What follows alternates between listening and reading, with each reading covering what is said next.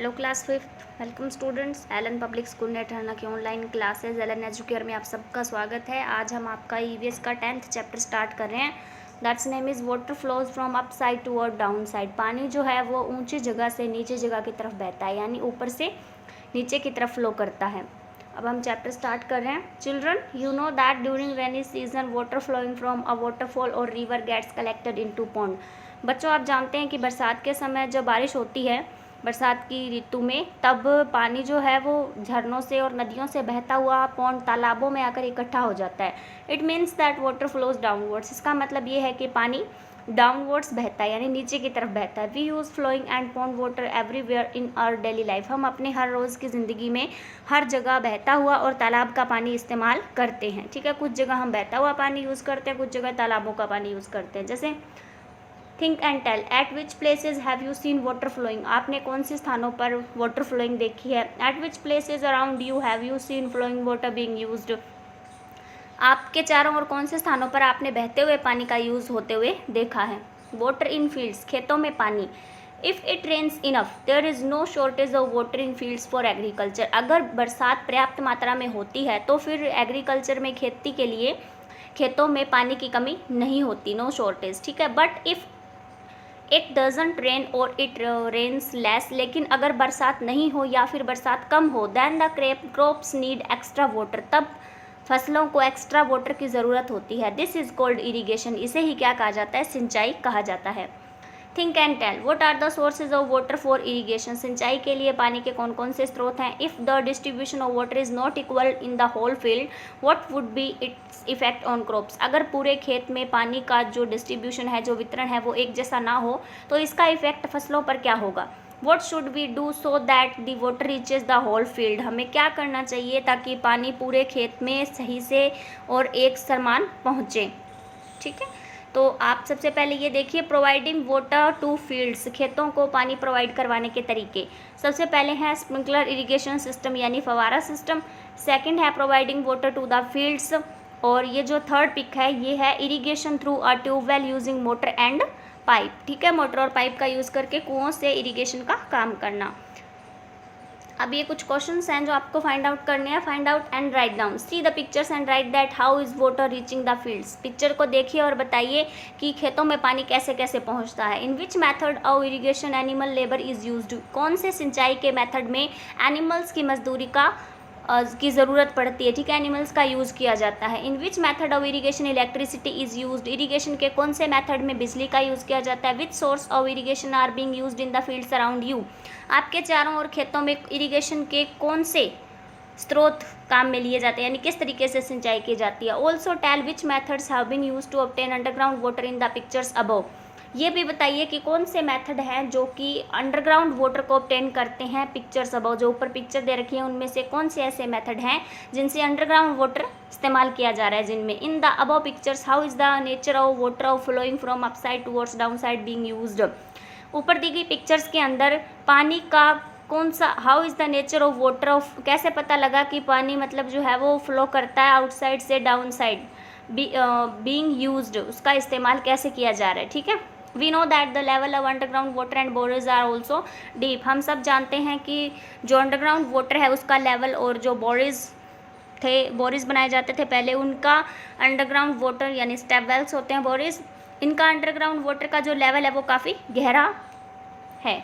We use special equipments to get water from them. हमें special जो equipment होते हैं, जो औजार होते हैं, इनका इस्तेमाल करना पड़ता है, उपकरणों का इस्तेमाल करना पड़ता है इस पानी को बाहर निकालने के लिए।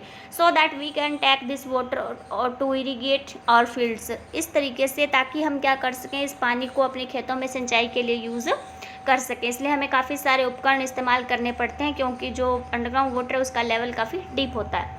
Do you know irrigation is use to help in the growth of agricultural crops. Irrigation का जो यूज़ है उससे एग्रीकल्चरल, खेती की, जो कृषि की फसलें होती हैं उनके ग्रोथ में हेल्प होती है। मेंटेनेंस ऑफ लैंडस्केप्स, भूदृश्यों की मेंटेनेंस में हेल्प होती है। And revegetation of soils in dry areas, और सूखे एरियाज़ में जो मिट्टी है उसे पुनः मतलब फसल या फिर पेड़ पौधे उगाने लायक बनाया जा सकता है। And during periods of इनएडिक्वेट rainfall, और ऐसा समय जब बरसात अपर्याप्त मात्रा में हो तो उस समय उस पानी की पूर्ति करने के लिए भी इरिगेशन का यूज़ किया जाता है। Need of water sometimes less sometimes more, कई बार तो पानी की ज़रूरत कम होती है कुछ फसलों में तो, और कुछ फसलों में पानी की ज़रूरत ज़्यादा होती है। Every crop needs different quantity of water, हर एक फसल को पानी की अलग अलग मात्रा की ज़रूरत होती है। If a farmer knows this, अगर किसान ये बात जानता है, best use of water can be made, तो पानी का बहुत ही अच्छा इस्तेमाल किया जा सकता है। Some crops need more water while some need less water, कुछ फसलों को ज़्यादा पानी की ज़रूरत होती है जबकि कुछ को कम की ज़रूरत होती है। Thus wastage of water can be avoided, और इस तरीके से पानी की जो बर्बादी है उससे हम बच सकते हैं। ठीक है। Crops of rice sugarcane paddy need more water while crops of P gram onion cucumber need less water, जो चावल की फसल है, गन्ने की फसल है और जो धान की फसलें होती है इन्हें ज़्यादा पानी की ज़रूरत होती है, जबकि मटर की फसल, चने की फसल, प्याज की फसल और ककड़ी की फसल जो होती है इन्हें कम पानी की ज़रूरत होती है। Okay, find out and tell which crops needs the fields to be completely filled with water, कौन सी ऐसी फसलें हैं जिनके लिए पूरे जो फील्ड होता है, पूरा खेत होता है, उसे कम्प्लीटली पानी से भरने की ज़रूरत होती है। Which crop can be grown even by using minimum water, ऐसी कौन सी फसलें हैं जिन्हें कम पानी में भी कम पानी का इस्तेमाल करके उगाया जाता है।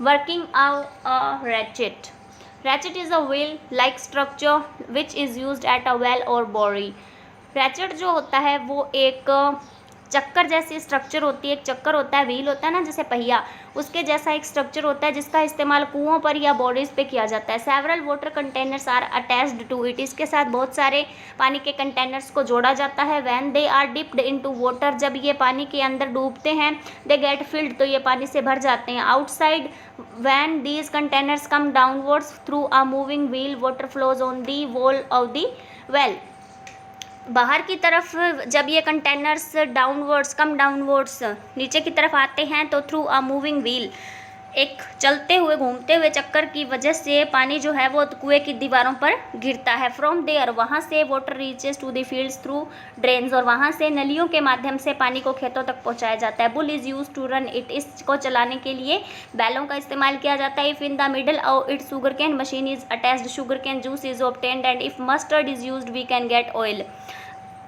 अगर इसके बीच में शुगर कैन मशीन अटैच कर दी जाए तो शुगर कैन गन्ने का जूस ऑब्टेन किया जा सकता है, निकाला जाता है। और अगर यहाँ आप मस्टर्ड सरसों का यूज़ करो तो वी कैन गेट ऑयल, हम इससे तेल भी निकाल सकते हैं। This is called killing two birds with one stone, इसे ही कहा जाता है एक तीर से दो शिकार। ठीक है, यानी एक साथ दो काम होना।